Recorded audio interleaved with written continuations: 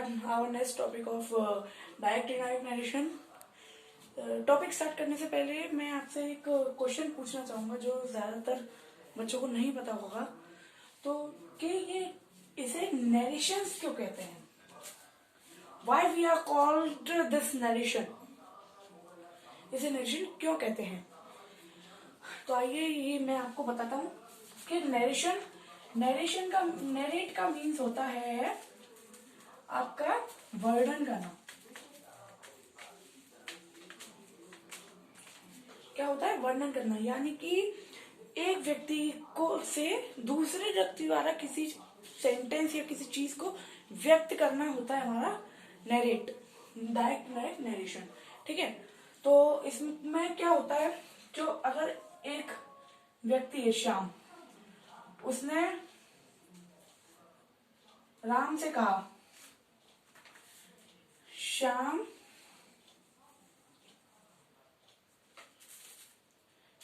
said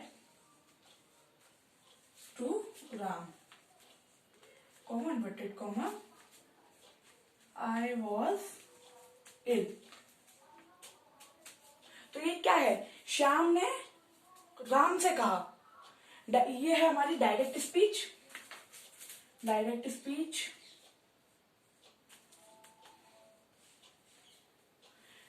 speech क्योंकि इसमें श्याम ने डायरेक्ट राम से कहा है, श्याम और राम के बीच में वार्तालाप हो रही है, तो श्याम ने राम से कहा है आई वॉज इल, मैं बीमार था। तो इसी तरह अगर इसे इनडायरेक्ट में बनाएंगे तो राम सेड टू टीचर, ठीक है। तो यानी कि यहाँ पे बनेगा श्याम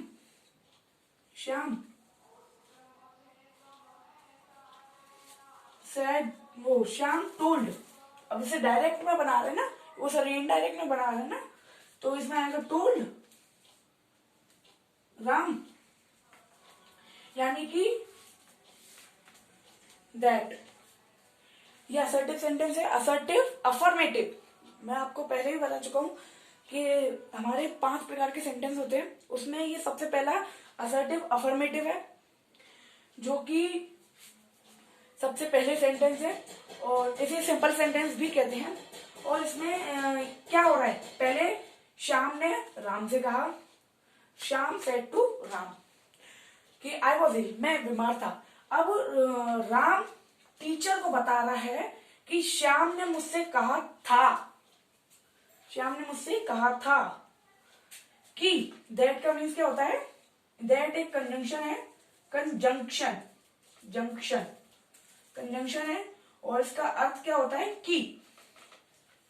कि श्याम ने मुझसे कहा था कि।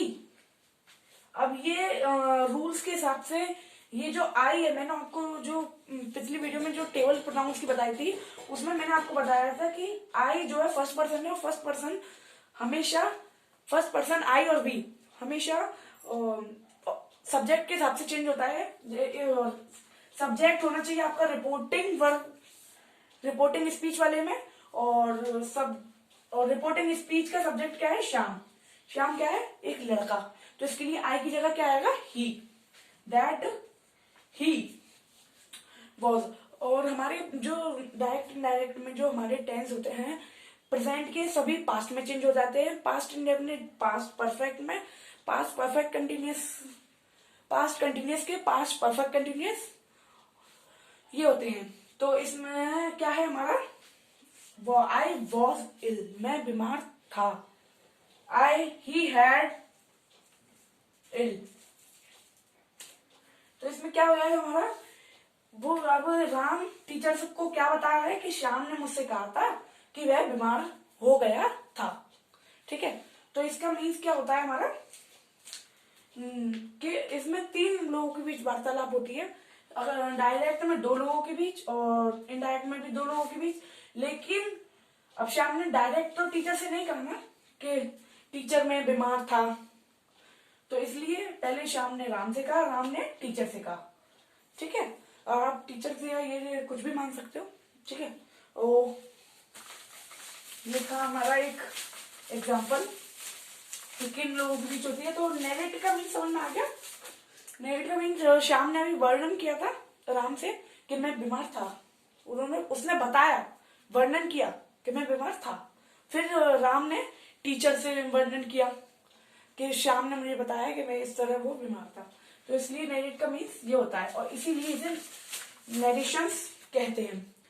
अब आता है हमारा next topic is types of sentence.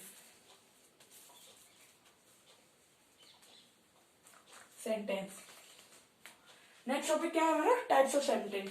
Sentence हमारे 5 प्रकार के होते हैं। 5 टाइप्स ऑफ सेंटेंस। ठीक है, तो इसमें पहला क्या होता है हमारा पहला जो होता है असर्टिव। मैं एक बात और बता दूं आपको पहले कि हमारे जो सेंटेंस होते हैं वो रियल में 3 प्रकार के होते हैं। कितने? 3 प्रकार के। और उन तीनों में से एक सेंटेंस का प्रकार होता है ये 5 जो हम हर जगह यूज करते हैं, लेकिन वो जो 3 प्रकार के होते हैं सिंथेसिस या सिंटेक्स में ही ज्यादा यूज होते हैं।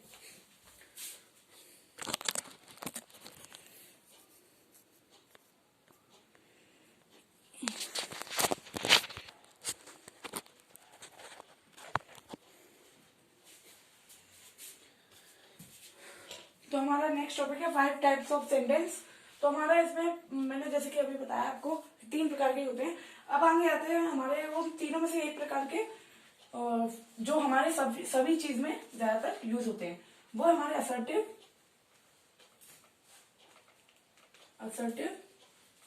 दूसरा होता है हमारा इंटेरोगेटिव।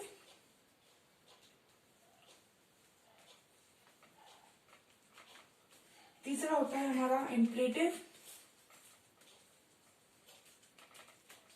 और चौथा होता है हमारा एक्सक्लेमेटरी। और 5वां होता है हमारा ऑप्टेटिव। इसके इन सबों के इनके 2 टाइप्स होते हैं। इन दोनों के 2 टाइप्स होते हैं। ठीक है, इसका एक होता है असर्टिव अफर्मेटिव।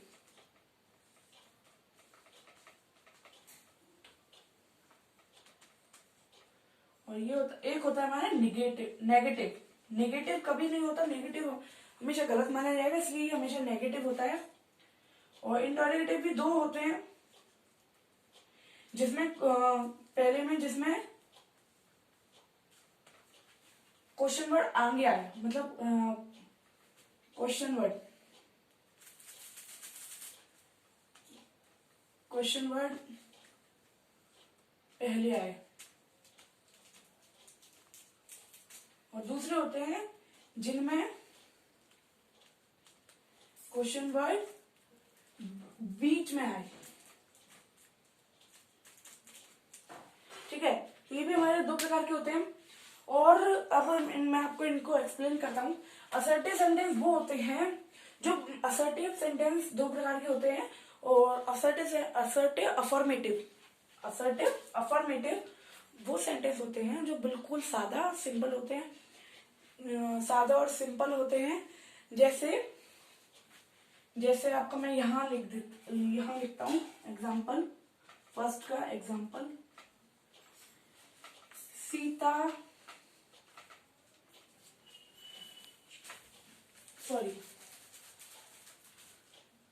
Sheila said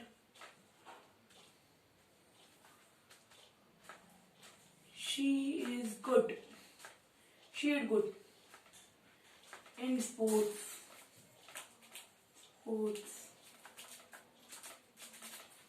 तो ये हो गया हमारा असर्टिव अफर्मेटिव जो बिल्कुल ही सिंपल होते हैं। दूसरे होते हैं हमारे नेगेटिव। इसी में अगर हम लगा दें शी इज नॉट, इधर हम नॉट और लगा दें तो ये हो गया हमारा assertive negative.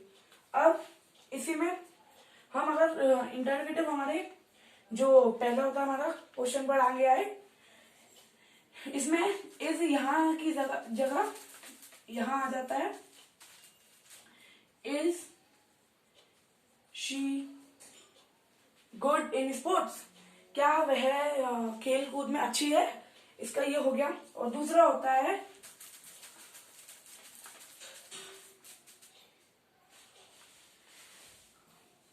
Which sport, which sport is she,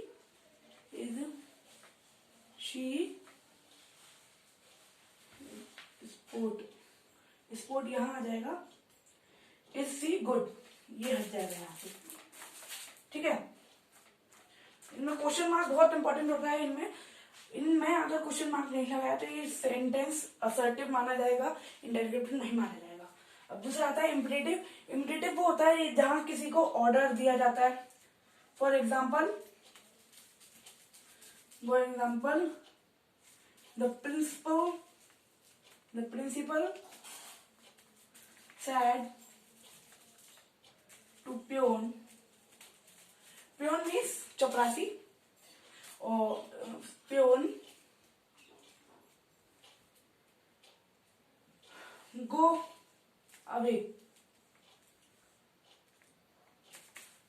मतलब प्रिंसिपल ने क्या किया, प्रिंसिपल पियोन को क्या करेगा, रिक्वेस्ट थोड़ी करेगा, या प्रिंसिपल क्या करेगा, ऑर्डर देगा, पियोन को ऑर्डर देगा। तो ऐसे सेंटेंस जिसमें ऑर्डर, एडवाइस, कमांड एक्सेट्रा आए उनको इम्परेटिव सेंटेंस कहते हैं। और एक्सक्लेमेटरी वो सेंटेंस होते हैं जिसमें फीलिंग्स का वर्णन किया जाता है, जैसे he said हुर्रा,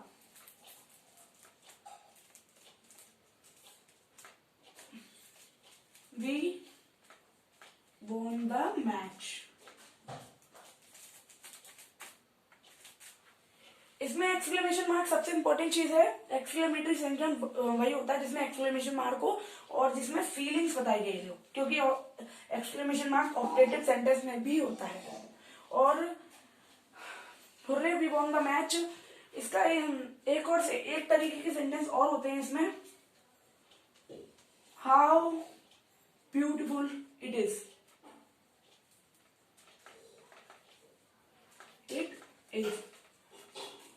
इसमें क्वेश्चन मार्क नहीं आएगा, इसमें एक्सक्लेमेशन मार्क आएगा।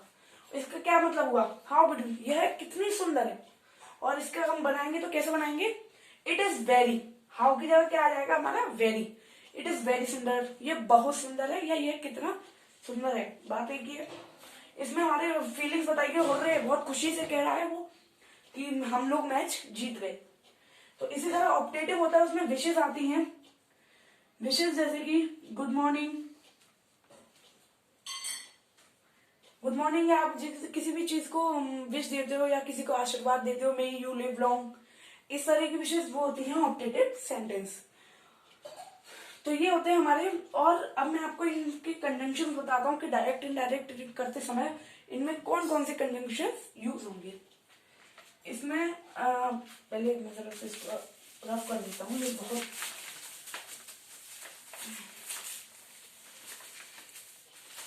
हाँ। तो इसमें जो कंजंक्शन यूज होता है, कंजंक्शन जो यूज होता है,